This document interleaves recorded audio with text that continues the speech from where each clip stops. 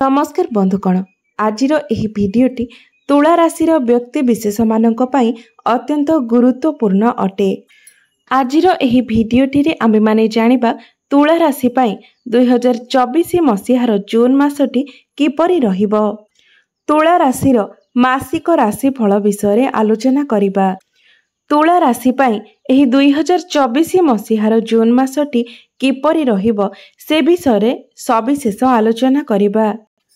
सेमानकर स्वास्थ्य, शिक्षा, प्रेम जीवन, वैवाहिक जीवन, भाग्य, क्यारियर एवं व्यापार वाणिज्य विषय विस्तार भाव आलोचना करिबा। नवग्रहंकर स्थिति मध्यरे विषय मध्य आलोचना करिबा। एही जून मासरे तुला राशि पई नवग्रह केउ प्रकारर फल प्रदान करिवे से विषय आलोचना करिबा। शेषरे अशुभत्व प्रदान करुथिबा ग्रह मानकर प्रतिकार संबंध रे मध्य आलोचना करिबा। सेथिपई भिडियोटी को स्किप न करी शेष पर्यंत निश्चय देखंतु। तेबे आसंतु आरंभ करिबा एही कार्यक्रमटी को जहाकी जन्म राशि एवं चंद्र राशि उपरे आधारित अटे। तेबे सर्वप्रथमे आमे जून राशिर आरंभ रे तुला राशि पई नवग्रहंकर स्थिति उपरे आलोचना करिबा। तेबे एहा पूर्वरु जदि आपणकर तुला राशि होई थाए तेबे कमेंट बॉक्स रे जय श्री विष्णु जय मां लक्ष्मी निश्चय लिखंतु। एहा सहित भिडियोटी को लाइक करी चैनल टी को सब्सक्राइब करी दियंतु। बंधु माने राशि चक्रर सप्तम राशि हेउछि तुला राशि एवं तुला राशिर अधिपति ग्रह हेउछन्ति शुक्र देव। तेबे शुक्र आपणकर अष्टम भावरे विराजित अछन्ति एवं शुक्रंक सहित बुध, गुरु एवं सूर्य मध्य एकत्र विराजित अछन्ति। आपणकर सप्तम भावरे विराजित अछन्ति मंगल ग्रह एवं षष्ठ भावरे विराजित अछन्ति राहु देव एवं द्वादश भावरे विराजित अछन्ति केतु देव एवं पंचम भावरे विराजित अछन्ति शनि देव। तेबे सर्वप्रथमे आसंतु जानिनेबा आपणकर स्वास्थ्य किपरि रहिबो एही 2024 मसीहार जून मासरे। बंधु माने प्रथम भाव होइथाय आपणकर स्वास्थ्यर भाव, आपणकर इम्यूनिटी सिस्टम रो भाव एवं प्रथम भावर अधिपति हेउछन्ति आपणकर शुक्र देव एवं शुक्र आपणकर अष्टम भावरे विराजमान अछन्ति। बंधु माने अष्टम भावटी को कुंडली रे एते भलो बोली विचार करा जाय न थाए।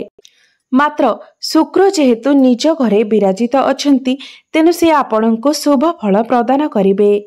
शुक्र एठारे विपरीत राजयोग बनाउछन्ति एवं शुक्रंक सहित जेहेतु बुध एवं गुरु मध्य एठारे अछन्ति तेनु बुध एवं गुरु एकत्र हेबा लागि आपणकर त्वचा संबंधित किछि समस्या देखा देई पारे एवं गुरुंक जोगु पेट जनित समस्या मध्य देखा देई पारे किंबा एही समय आपणकर मोटापण मध्य बढ़ी जाई पारे। एहा सहित गैस भली समस्या मध्य देखा देई पारे। तेबे एथि प्रति आपण टिके सतर्क रहिबा उचित एवं निजर स्वास्थ्यर जत्न नेबा उचित। एबे जानिबा आपणकर शिक्षा क्षेत्र किपरि रहिबो एही 2024 मसीहा जून मासरे। विद्यार्थी मानक पई एही मासटी किपरि रहिबो। तेबे बंधु माने पंचम भावटी होइथाय शिक्षार भाव एवं पंचम भावर अधिपति शनि देव निज गृह पंचम भावरे ही विराजित अछन्ति। बंधु माने आपण माने जानि रखिबा उचित जे कोनोसी भी ग्रह निज घर को केबे भी खराब करि न थाए बरं मजबूत बनाई थाए। एठारे शनि देव पंचम भावरे निज गृहरे अछन्ति तेणु विद्यार्थी मानक पई समयटी अत्यंत अनुकूल रहिछि। एही समय आपणकर पाठ पढ़ारे उन्नति हेबो एवं पाठ पढ़ा को नै जदि आपण एही समय कोनोसी एक बड़ डिसिजन नेबा पई चाहुचंती तेबे आपण किछि भी डिसिजन नै पारिबे एवं जदि उच्च शिक्षा पई आपण बाहर को जेबा पई चाहुचंती तेबे एही समय आपण निजर शिक्षा पई बाहर को मध्य जाई पारंती। एही समय जदि आपणकर कोनोसी एग्जाम रहिछि तेबे एग्जाम रे आपणको निश्चित भाबरे शुभ फल प्राप्ति हेबो। जे कोनोसी भी एग्जाम रे आपणको सक्सेस मिलिबो। एठारे शनि देव आपणकर पाठ पढ़ा को मजबूत बनाइबे। तेबे मोटामोटी भाबरे देखिबा को गले एही मासरे आपणकर शिक्षा क्षेत्र बहुत भल रहिबो। एबे जानिबा आपणकर प्रेम जीवन किपरि रहिबो एही 2024 मसीहा जून मासरे। बंधु माने पंचम भावटी शिक्षार भाव हेबा सहित पंचम भावटी प्रेमर मध्य भाव होइथाए। एहा सहित संतानर भाव मध्य होइथाए एवं पंचम भावर अधिपति शनिदेव निज गृह ही विराजित अछंती, जहा फଳରେ आपणकर प्रेम जीवन एही जून मासटी मजबूत हेबो। मात्र आपणकर पार्टनर ठारे किछि जिद्दीपण देखा देई पारे एवं आपणकर पार्टनर एही समय टिके डोमिनेटिंग नेचर देखाई पारंती। से केवल निज कथा ही सुनिबे एवं अन्य कहार कथा सुनिबे नहीं किंबा ध्यान मध्य देबे नहीं। मात्र एही समय आपणक मध्यरे भल पाइबार वृत्ति हेबो, रोमांटिक नेचर देखा देबो। 12 जून को शुक्र आपणकर नवम भाव को प्रवेश करिबे। तेबे 12 जून परे आपणकर प्रेम जीवन आहुरी अधिक भल हेबाकू लागिबो। परस्पर मध्यरे मधुर संपर्क स्थापन हेबो। तेबे जदि आमे प्रेम जीवन विषय देखिबाकू जिबा तेबे एही मासटिरे आपणकर प्रेम जीवन बहुत भल रहिबो। एबे जानिबा आपणकर वैवाहिक जीवन किपरि रहिबो एही 2024 मसीहार जून मासरे। बंधु माने सप्तम भावटी होइथाए आपणकर वैवाहिक जीवनर भाव, आपणक लाइफ पार्टनर को भाव एवं सप्तम भावर अधिपति हेउछंती आपणकर मंगलदेव एवं मंगलदेव निज गृह ही विराजित अछंती एवं एठारे मंगलदेव आपणकर सप्तम गृह पंच महापुरुष राजयोग बनाउछंती। रोचक नामक राजयोग मध्य बनाउछंती। एहा आपणक पई बहुत भल समय हेबाकू जाउछि। आपणकर लाइफ पार्टनर ठारे साहस एवं पराक्रमर वृद्धि हेबो। आपणकर जीवन साथींकर क्यारियर रे ग्रोथ मध्य आसीबो। फाइनेंशियल ग्रोथ आसीबो। आपणकर डेली इनकम रे वृद्धि हेबो। तेबे समस्त दृष्टि देखा गले एही जून मासरे आपणकर वैवाहिक जीवनटी अत्यंत सुखप्रद रहिबो। जदि पूर्वरु आपणकर वैवाहिक जीवन रे किछि समस्या चलीथिला तेबे से सबु समस्या गुड़िक समाधान होई जिवो। आपण दुई जनक मध्यरे बॉन्डिंग मध्य भल रहिबो।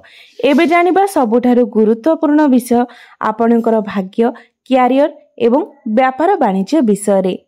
तेबे एही जून मास 2024 रे किपरि रहिबो आपणकर भाग्य, क्यारियर एवं व्यापार वाणिज्यर स्थिति। बंधु माने नवम भावटी होइथाए आपणकर भाग्यर भाव एवं दशम भावटी आपणकर क्यारियर भाव। नवम भावर अधिपति हेउछंती आपणकर बुधदेव, जे कि अष्टम भावरे विराजमान करिछंती एवं 14 जून को आपणकर नवम भाव को प्रवेश करिवे। तेबे 14 जून परे आपणकर भाग्य बहुत भल रहिबो। आपण जदि एही समय कोनोसी बड़ इन्वेस्टमेंट करिबा पई चाहुचंती, शुभ मांगलिक कार्य करिबा पई चाहुचंती, नूतन कार्यर आरंभ करिबा पई चाहुचंती किंबा शेयर मार्केट रे इन्वेस्टमेंट करिबा पई चाहुचंती, तेबे 14 जून परे आपणक पई समय अत्यंत भल रहिबो। कारण 14 जून को बुध आपणकर भाग्य स्थान को आसीबे, जहा फଳରେ आपणकर भाग्य प्रबल होइजिवो एवं प्रत्येक कार्य रे आपणको आपणक भाग्यर साथ मिलिबो, जहा फଳରେ आपण जे भी कार्य करिवे सेथिरे आपण निश्चय भाबरे सक्सेस हेबे। मात्र 14 जून पूर्वरु आपणको आपणकर भाग्यर साथ टिके न मिली पारे, कारण अष्टम भावरे बुध टिके दुर्बल अवस्थारे अछंती। तेणु आपण जो भी किसी बड़ कार्यर आरंभ करिबा पई चाहुचंती ताको आपण 14 जून परे ही आरंभ करंतु, तेबे जाय आपणको शुभ फल प्राप्ति हेबो। एबे जानिबा आपणकर क्यारियर विषय रे। बंधु माने दशम भावटी होइथाए क्यारियर भाव एवं दशम भावर अधिपति चंद्रमा प्रति 2 दिन रे थरे राशि परिवर्तन करिथांती एवं सूर्य आपणकर अष्टम भावरे अछंती। तेबे मास आरंभ रे आपणकर क्यारियर रे किछि समस्या देखा देई पारे, मात्र 12-13 जून परे आपणकर क्यारियर रो स्थिति भल हेबाकू लागिबो। आपणकर क्यारियर रे एक बहुत बड़ परिवर्तन आसीबो, कारण 12-13 जून परे सूर्य आपणकर भाग्य स्थान को आसीबे। बुध एवं शुक्र मध्य आपणकर भाग्य स्थान को आसीबे। तेणु 12-13 जून परे आपणकर क्यारियर पाई बहुत भल समय रहिछि।